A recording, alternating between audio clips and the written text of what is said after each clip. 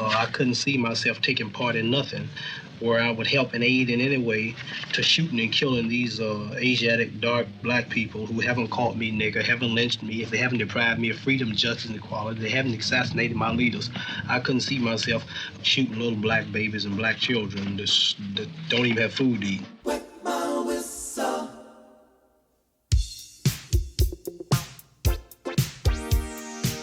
It is criminal to teach a man not to defend himself when he is the constant victim of brutal attacks.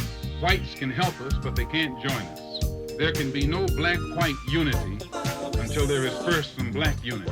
Let us not wallow in the valley of despair.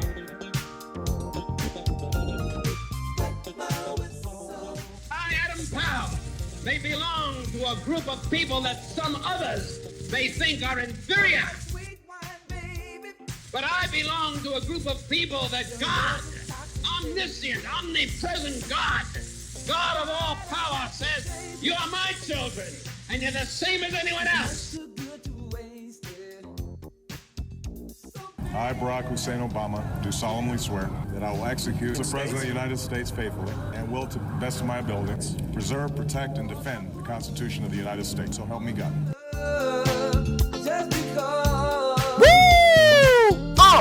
I just had to wet my whistle. What's up, everybody, and welcome back to another episode of the Real Talk Radio Show. And I am your host, of course, Mr. Craig D. Back again, and I'm glad you guys decided to tune in for today's show. And let me apologize for procrastinating, guys. I have been procrastinating here. I hadn't been on the air in about a month. And I have truly been procrastinating, so let me apologize for that. But we have another good show in store for you today. Another controversial show because, we like controversy on the Real Talk Radio Show. At least I do. Now, my producer, on the other hand, she doesn't really like controversy, but I do. And we're going to talk about, on today's show, we're going to talk about mistakes that President Obama has made during his first 18 months in office. Mistakes that our beloved president has made during his first year and a half in office.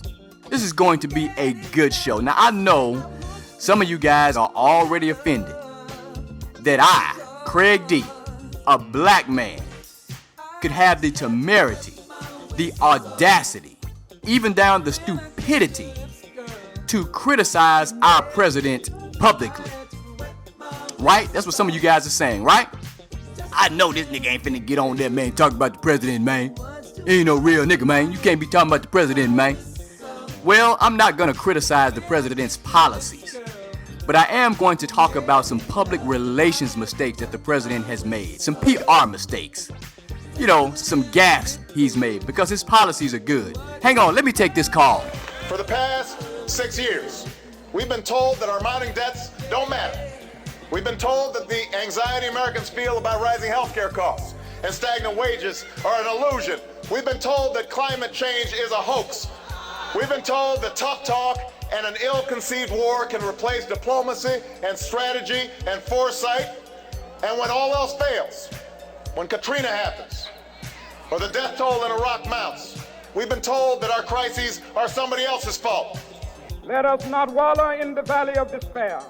Martin Luther King dedicated his life to love and to justice between fellow human beings. He died in the cause of that effort. They said our sights were set too high. They said this country was too divided, too disillusioned to ever come together around a common purpose.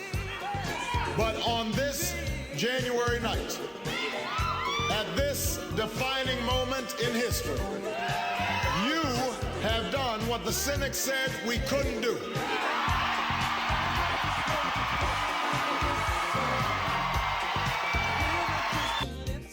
And I feel like if you walk by a street and you was walking on concrete and you saw a rose growing out of concrete, even if it had messed up petals and it was a little, to the side, you would marvel at just seeing a rose grow through concrete.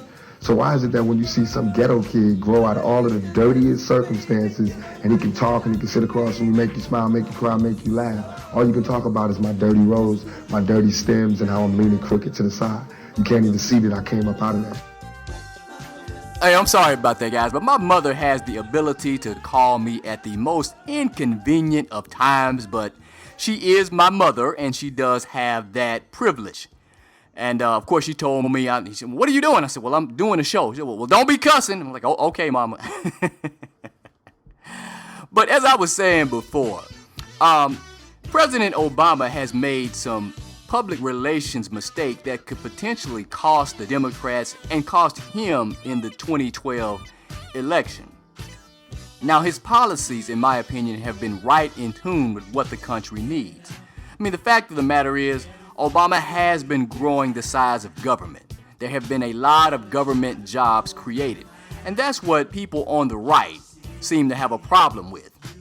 You know, what you'll hear from Sean Hannity is that the only jobs that are being created in this economy are government jobs. The government owns banks, the government owns car companies, the government owns real estate companies. I mean, Obama is taking over. The government's gonna own everything if we leave it up to Obama. He is a socialist.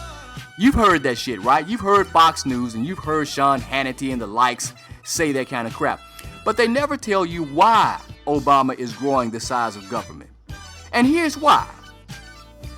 During the last administration, there was deregulation galore. I mean, the energy companies, Wall Street, were essentially free to do what the hell they wanted to do. And we trusted them to do that. Wall Street was like, well, we don't need anybody to watch over us. We got this. Okay, we don't need any government oversight. Energy companies, BP and Exxon and Texaco, we don't need any government oversight. We don't want the government in our business. Kind of sound like a deadbeat dad, doesn't it? One of them Negroes who ain't paying child support, he'll tell the mama, I don't want the white man in my business. Sound like one of them type cats. But that's essentially what the companies did, and that's what the Bush administration did. They just deregulated everything. Said, hey, we trust you guys to do the right thing. And guess what happened? They did not do the right thing. Wall Street acted a damn fool. Freddie Mae and Fannie Mac acted a damn fool. BP and Exxon and Texaco acted a damn fool. Everybody was just getting paid out the ass, stealing left and right. And there was no governmental oversight. That's why we found ourselves in the economic meltdown. So Obama's coming in and saying, look, man, based on you guys' past, because the best indicator of future behavior is past behavior. So based on what you guys did in the past, we can't trust you. So I have to have people in my administration, I have to have people in place to ensure that you follow the rules and regulations. So that's why he's creating government jobs. But you won't hear that shit from Fox News. So, but I was thinking about this earlier, that no matter what President Obama does right, he will not get any credit from Rush Limbaugh and Fox News. It doesn't matter. It doesn't matter what President Obama does right. And he has done a lot of things right.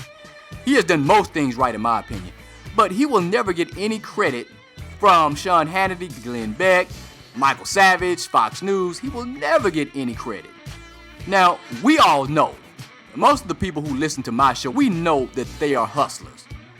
Because think about this. I mean, a broken clock is right twice a day. You dig?